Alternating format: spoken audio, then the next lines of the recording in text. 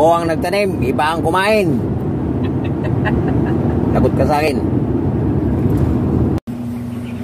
Guys, dinala ko yung tanim kong okra kung pwede na ako mag-harvest. Ang problema, minauna nang nag-harvest oh.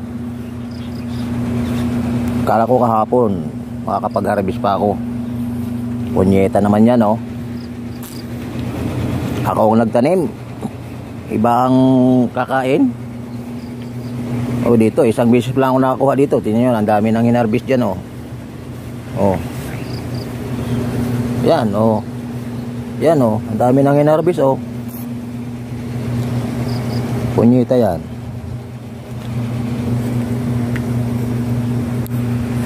Ako ang nagtanim, ikaw ang kakain. Tayo na, putulin ko yung puno ko ng ukra. Yung man ikaw ang nagtanim yan. Umagang umaga eh.